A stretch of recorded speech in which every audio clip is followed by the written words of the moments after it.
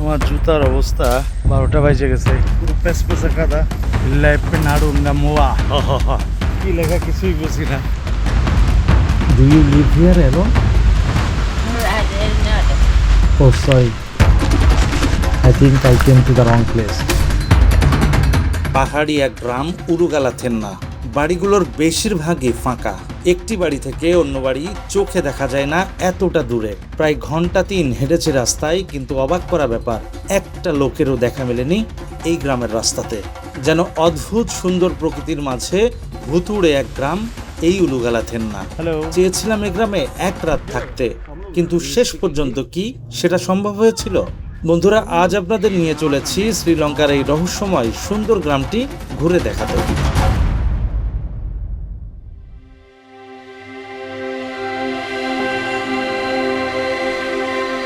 এল্লা শহরকে বিদায় জানিয়ে শ্রীলঙ্কা ভ্রমণের 7ম দিনে পা রাখলাম এক অচেনা পাহাড়ি মফস্বল শহরে। তার আগে ঘুরে দেখেছি লিটল অ্যাডাম স্পিকার শতবর্ষী 9 আর্চ ব্রিজের সৌন্দর্য। সবকিছুই পরিকল্পনা মতোই চলছিল, কিন্তু হঠাৎই সিদ্ধান্ত নিলাম এল্লার পরিচিত সৌন্দর্যের বাইরে এবার খুঁজব ভিন্ন এক শ্রীলঙ্কাকে। তাই রওনা হলাম এমন এক পাহাড়ি মফস্বল শহরের উদ্দেশ্যে যার নামও অনেক পর্যটক শোনেননি, বেলিহুলয়া। যেখানে পৌঁছে বুঝলাম জায়গাটা যতটা সুন্দর তার চেয়েও বেশি নিস্তব্ধ। আমার রাতের হোটেল ছিল যে গ্রামে, সে জায়গাটি আরও অদ্ভুত। নাম ফালাকাডা ওয়েলা। প্রায় 500 মানুষের থাকার মতো বিশাল এক রিসোর্ট, কিন্তু সেই রাতে অতিথি ছিলাম শুধু আমি একাই। বিশাল ডাইনিং হলের এক কোণে বসে একাই রাতের খাবার খেয়েছিলাম। চারপাশে শুধু ঘন জঙ্গল, পাহাড়, পাশ দিয়ে বয়ে যাওয়া খালের স্রোত আর দূরে অবিরাম ঝর্ণার গর্জন। বন্ধুরা, আজ আপনাদের এই ভিডিওতে দেখাতে নিয়ে চলেছি শ্রীলঙ্কার এক অদ্ভুত পাহাড়ি গ্রাম উলুগালা থেন্না। দেখাতে চাই নামের মতোই জায়গাটি কতটা রহস্যময়, সুন্দর আর মায়াবীয়।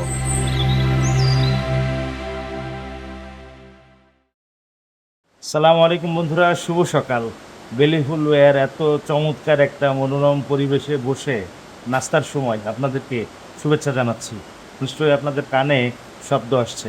জ্যামের পানি অনেক দূর থেকে, প্রায় 1 কিলোমিটার দূর থেকে এদিক দিয়ে যাচ্ছে এবং এখানে প্রচুর পাথর আছে। এবং আমি কখনো কল্পনাও করিনি মাত্র বাংলাদেশি 1100 টাকায় এত চমৎকার একটা রাত, এত চমৎকার একটা সকাল পার করতে পারবো। আমি কিন্তু সকালের নাস্তা করছি, রাতে খাবার খেয়েছি একদম একা। রাত্রে ব্রেকফাস্টের কথা বলে রাখছিলাম। ব্রেকফাস্টে বলছিলাম রুটি, ডালটা একটু খাওয়া যায় যেহেতু ডাল, আর একটা ডিম পোস্টের কথা বলছিলাম। কিন্তু সাথে একটু গুড় দিয়েছে, হয়তো এরা গুড় দিয়েও খাই, যদিও এটা আমার প্যাকেজের ভিতরে ছিল না। গরম পানি তো আছেই, প্রথম গরম পানি।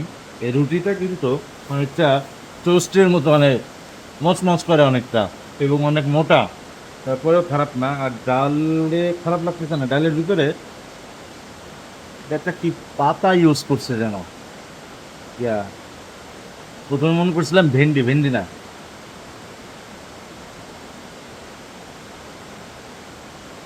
ভালো, খারাপ লাগতেছে না আজকে একটা। তো আসুন এবার পুরো হোটেলটা একটু ঘুরে দেখাই। আন্টিকে জিজ্ঞেস করছিলাম যে আমি মাত্র একজন ট্যুরিস্ট আজকে আসছি, তো এই সিজনে ট্যুরিস্ট আপনাদের এখানে তো আসে? বলতেছে এটা তো ওরকম অঞ্চল না, এখানে তো ট্যুরিস্ট ওরকম আসে না। মাঝে মাঝে এদের এখানে হয়, ওই বিভিন্ন অনুষ্ঠানে লোকজন আসে, তাদের জন্য মূলত এরকমভাবে করে রাখা। ট্যুরিস্ট তো এখানে খুব একটা আসে না। সবচেয়ে মজার ব্যাপার হচ্ছে, আমি রাত্রেও শুনছি, সকালেও শুনছি, ময়ূরের ডাক শোনা যাচ্ছে। তো জিজ্ঞেস করলাম, বললো যে হচ্ছে ওই এদিকে যেহেতু জঙ্গল, বললো যে ওই সাইড দিয়ে মাঝে মাঝে দেখা যায়, সবসময় না।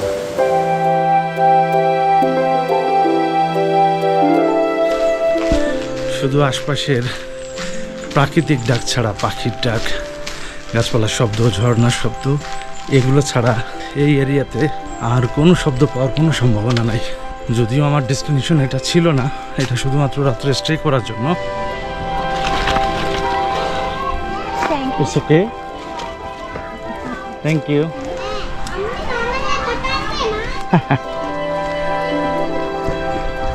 সম্ভবত টিচার আমাকে 5টা পাতা ছিঁড়ে দিতে বললো, ছিঁড়ে দিলাম। স্কুলের বাচ্চারা এরা পড়াচ্ছে যে বাইরে গোল হয়ে।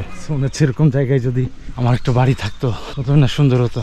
বাড়িও নাই, গাড়িও নাই, জায়গাও নাই, দেশও আমার না। এখন পর্যন্ত আমি শ্রীলঙ্কার কিন্তু তেমন ভাঙাচোরা রাস্তা দেখিনি। পাহাড়টার যেখানেই যাচ্ছি রাস্তা বা যাতায়াত ব্যবস্থা কিন্তু চমৎকার। এখান দিয়ে উপরে উঠতেছে, তাও দেখুন সুন্দর রাস্তা। এই জিনিসটা খুব দারুণ। දැන් තියන තැන දන්නව නේද? ධර්මලා ගිය ළඟට ඔව්. හා ආන්න එතනට යන පාර ගාවට ගිහින් දැම්ම නම් හරි මෙයාව. මල মানে কাছাকাছি চলে আসছে, জিজ্ঞেস করতেছি বোঝানোর জন্য, তো কোনোভাবে বোঝাইতে পারতেছে না, উন্ডাও চিনতেছে না। ভিডিও দেখাইলাম কিন্তু তবুও ক্লিয়ার বুঝতে পারতেছে না। ඔව් ඔව්. එතනින් තමයි යන්න තියෙන්නේ. ওকে, දැන් ගිහින්. Thank you. you are from India from Bangladesh. Bangladesh yeah, CNG আলা আমাকে একটু এগিয়ে দিয়ে গেল এবং আমি নেমে পড়লাম। আমার লোকেশন সঠিক বেঠিক জানি না, শুধু আমি বলতে চাই যেখানে আসছি জায়গাটা দেখেন।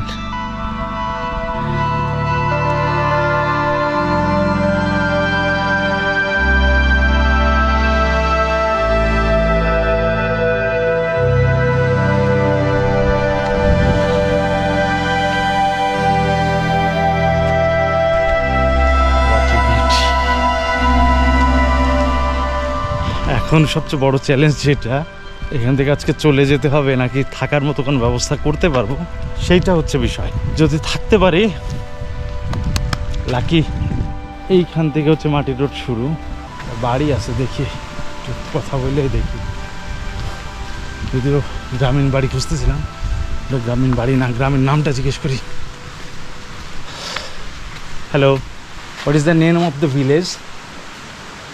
Village name, name this area, don't know.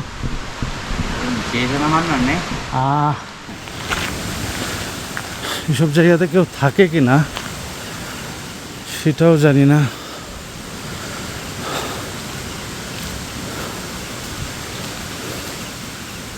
Hello hello,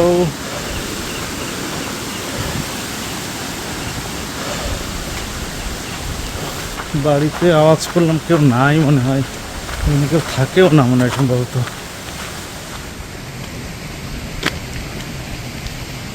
এখানে একটা বাড়ি আছে, এখানেও কেউ থাকে কিনা কি জানে। দেখি এটা একটু যায় দেখি।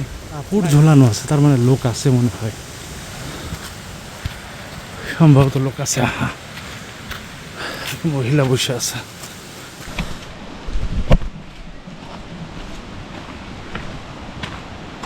হ্যালো,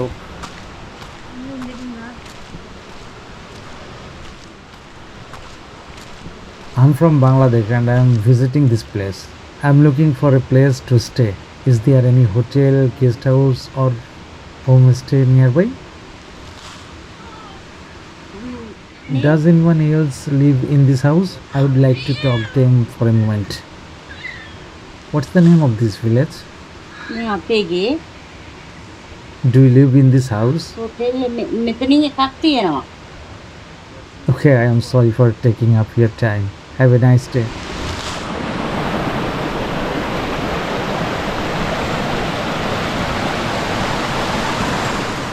এখানে একটা বাড়ি দেখছি, দেখি কাপড় নাড়া আছে, যেহেতু হয়তো বা এখানেও লোক থাকতে পারে। Hello,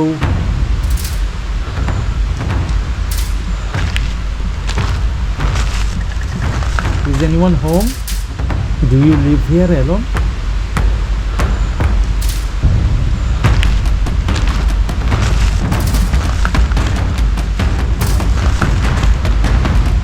Do you live here alone? Oh, sorry. I think I came to the wrong place.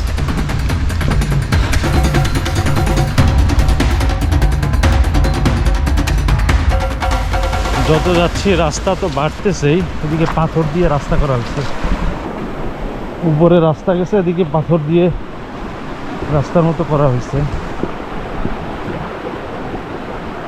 অবশেষে একটা বাইক, একটা পুরুষ মানুষের দেখা পাইলাম।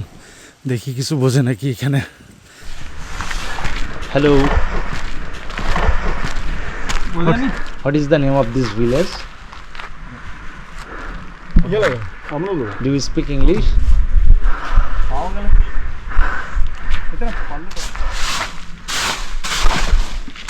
I would like to stay here for one night. Is there any place to stay nearby? One night. I would like to stay here for one night. Is there any place? Hotel, home, night stay, hotel.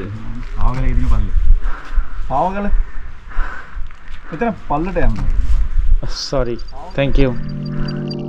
বেলিহুলোয়ার উলুগলাথেন্না এক অদ্ভুত মায়াবী সুন্দর গ্রাম। আমাদের গ্রামের মতো নেই এখানে ঘনবসতি, নেই মানুষের কোলাহল, আছে শুধু বাতাসের মৃদু শো শো, পাখির ডাক আর ঝিঝি পোকার একটানা সুর। আহ, কি এক অপার্থিব শান্তি। সবুজ ধানক্ষেতের বুক চিরে সারি সারি সুপারি গাছের ফাঁকে ফাঁকে ছড়িয়ে আছে ছোট ছোট ঘর। একটি বাড়ি থেকে অন্য বাড়ি চোখে দেখা যায় না, এতটা দূরে। দিনের বেলায় সেই ঘরগুলোর বেশিরভাগই ফাঁকা। প্রায় ঘন্টা 3 হেঁটেছি রাস্তায়, কিন্তু অবাক ব্যাপার, একটা লোকেরও দেখা মেলেনি এই গ্রামের রাস্তাতে। প্রথম দেখায় মনে হয় যেন পুরো গ্রামটাই নিশ্চুপ হয়ে ঘুমিয়ে আছে।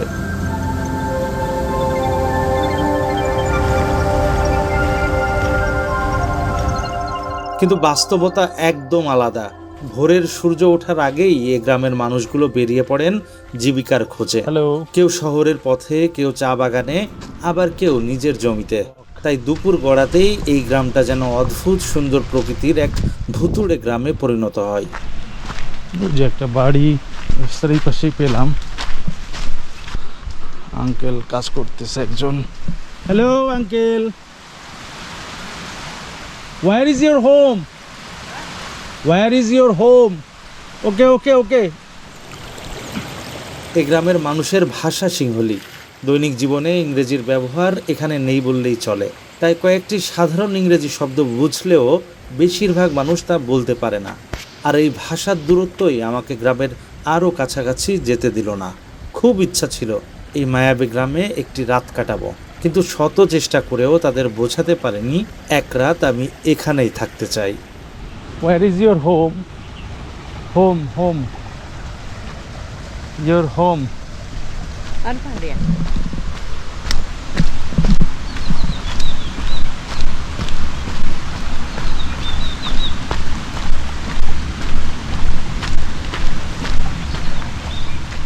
রুচি, আহারে, এরকম জায়গায় তারপরেও কত সুন্দর করে পরিপাটি করে নিজের বাড়িটাকে গুছায় রাখছে। ওয়াও। এই পাশটাতে কোনো ব্যবস্থা করতে পারলাম না, ডেস্টিনেশনটা একটু চেঞ্জ করে আরেক জায়গায় দেখি এর কাছাকাছি, কারণ এইখানে পুরো আসার সময় পুরো এরিয়াটাই কিন্তু এরকম গ্রামীণ পরিবেশ। আশাহত আর কিছু নাই, খুঁজতে থাকি, পাই যাবো ইনশাআল্লাহ। আর না পাইলে আর কি করার, তাহলে আবার মিরিস্তা ব্যাক করবো, মানে আজকে গন্তব্য তাহলে চেঞ্জ করবো আর কি। ইল্লাইপে নাড়ুঙ্গা মোয়া, যদি কেউ ওইদিকে আসার চেষ্টা করিস 2026 1 তারিখের পর থেকে, তাহলে আমরা তামিল টাইগার বলছি, তোদেরকে সব মেরে ফেলবো। হা এমনি বললাম আর কি, কি লেখা কিছুই বুঝি না। একটা বাড়ি পাইলে ভালো হইতো, যদি কোনো রকম থাকার ব্যবস্থা হইতো। চমৎকার এই পরিবেশটা একদিন দেখতে পারতাম একটু।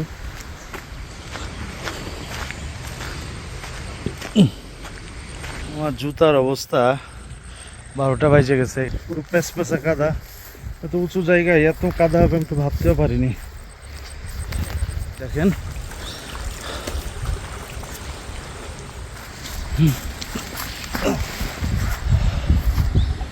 জায়গাটা খালি দেখেন। এখানে থাকার মতো বেশিরভাগই দেখি যে জর্জীর্ণ হয়ে পড়ে আছে বাড়িগুলা। একটা দুইটা বাড়িতে মহিলা পাইলাম, কিন্তু কমিউনিকেশনের কারণেও অনেক কিছু বলে ওঠা যাচ্ছে না, আর হইলেও হয়তো বা হঠাৎ করে একজন অপরিচিত লোক, সব মিলিয়ে হয়ে উঠতেছে না। কিন্তু এই জায়গা ছেড়ে যেতে মন যাচ্ছে না। এখানে হোটেল আছে দূরে, আমি হোটেলে যাব না, কারণ হোটেলে স্টে করার কোনো মানে হয় না আমার, মানে হচ্ছে এখান থেকে অনেক দূরে।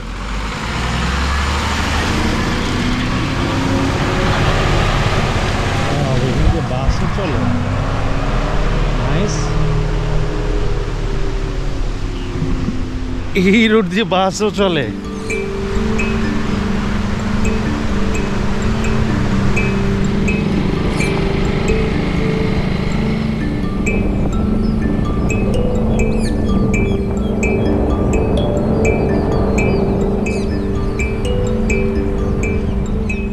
যে রোডটা মূলত সোজা যাচ্ছিল, মানে যেই রোডটা দিয়ে মনে হয় যেন গাড়ি চলার জায়গা যেটা, সেইটা চলে গেছে গালাগামা। আর সময় নষ্ট করবো না, আমি রিক্সা যেতে মোটামুটি 3.5-4 ঘন্টা মতো লাগবে।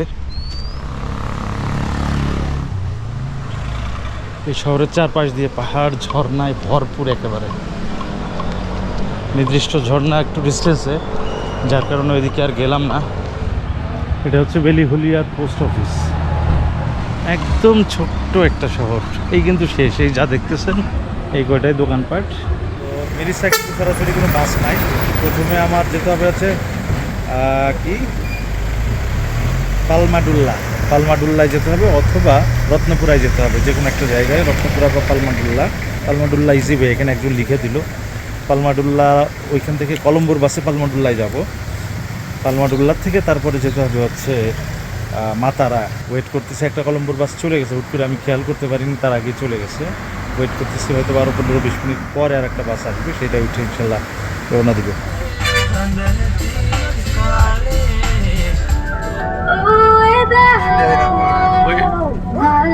ওই আমাদের সিস্টেমের মতো আর কি, বাসে ওইটা যা করে আর কি সেরকমই। হঠাৎ করে দেখে পরে পড়লো, পরে তো দেখলাম এটা। বেলিহুলিয়া থেকে প্রথমে আসলাম হচ্ছে রত্নপুরা থেকে এখন যাচ্ছি নিমবিলিপিটিয়া। তারপরে যেতে হবে হচ্ছে মাতার থেকে তারপরে যেতে হবে হচ্ছে মেশা। মানে এমন একটা জায়গা গেছুরির ভিতরে পড়ছি, এইটা দরসল এখান থেকে কোনো বে নাই যাওয়ার। আমি এখন নিমবিলিপিটিয়া বাস টার্মিনালে।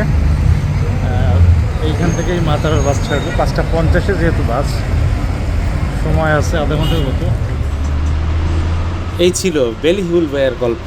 চলেছি শ্রীলঙ্কার দক্ষিণ উপকূলের স্বর্গ রিসার পথে। আজকের মতো এখানেই বিদায়। ভালো লাগলে লাইক আর সাবস্ক্রাইব করে সাথে থাকুন। দেখা হবে পরের পর্বে। আল্লাহ হাফেজ।